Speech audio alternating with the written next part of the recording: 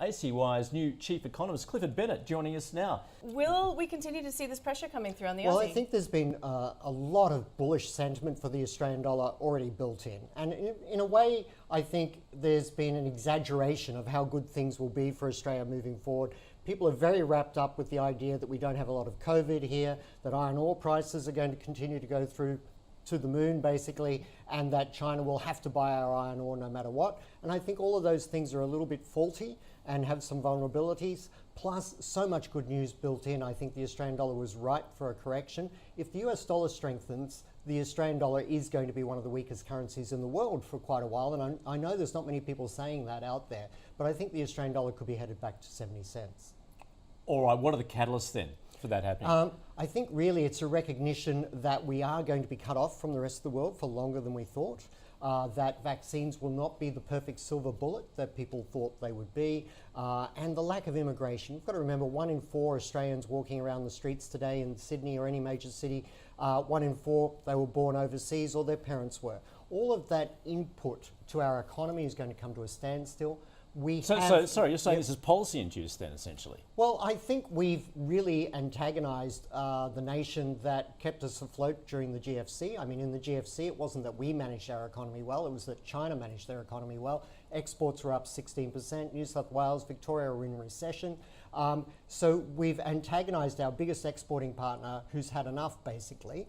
And I think Australians need to realise we started this, really. And not so much be just so anti-China. We need a more balanced view. But I think we are going to see a continued reduction in exports to China. That will hurt us. Lower immigration will hurt our economy. The Australian dollar already has priced in sky-high iron ore prices that will not remain. There is going to be a correction in the commodities prices. So the Aussie is vulnerable because the whole world is long, and that's another reason for selling the Australian dollar. Once everyone who wants to buy has bought, they have become nothing but a sea of potential sellers. And often the longs don't realise that, but they are now nothing but potential sellers. I think the Aussie's vulnerable. Okay, so the Aussie's vulnerable. Let's rewind to, I guess, an earlier point about iron ore. So we've got iron ore remaining very, very elevated. Ours is a commodity-linked currency. So you see a threat essentially from China stopping to buy as much of our iron ore? Because right now we're not seeing any signs of that. No, that's because Brazil has had trouble with its exports over the last 3 to 6 months due to their COVID problems. Once Brazil comes fully back online, China will be sourcing more from Brazil, less from Australia. It's not a next month sort of process on the exports. It's more of the next 6 to 18 months to 3 years. The damage done to the Chinese relationship, I think, will take 10 years to repair. It's nothing that's going to be repaired overnight. And also, I think the threat or risk to the economy is that we've antagonised our trade relationship probably more than we needed to. There were things that needed to be said, but perhaps they could have been said behind closed doors rather than sort of grandstanding as our Prime Minister did on that basis. All right, well, let's look at central bank policy then at the moment. We know what the Fed is thinking at this point.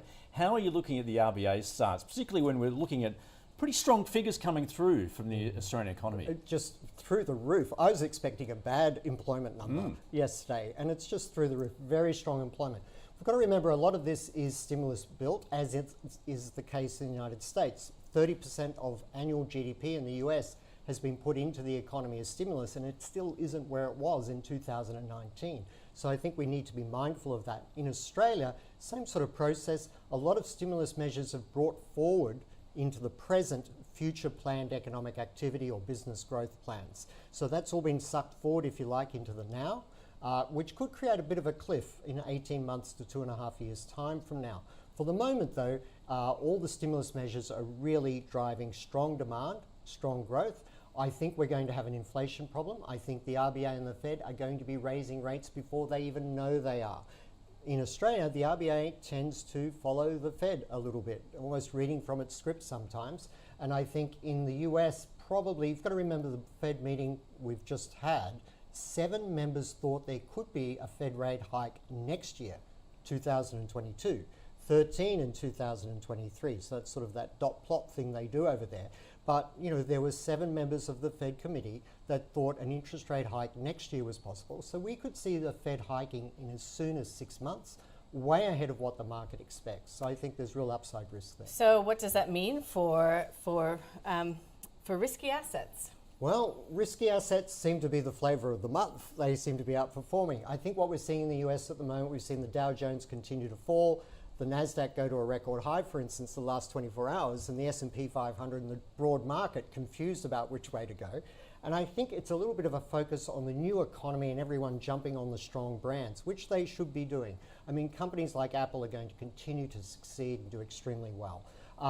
Companies like Tesla will also continue to succeed and do very well, but their share price might be a little bit overvalued. So I think markets are a little bit frothy at the moment, for want of a better term. And so I think people need to be mindful, if not acting yet, on the possibility that stocks could be near their highs. Okay. All right, well, you've just been mentioning American stocks. What about Australian, though? Yes, Australian stocks, I mean, everyone in Australia, you can't suggest a bearish aspect to the market without people thinking there's something wrong with you.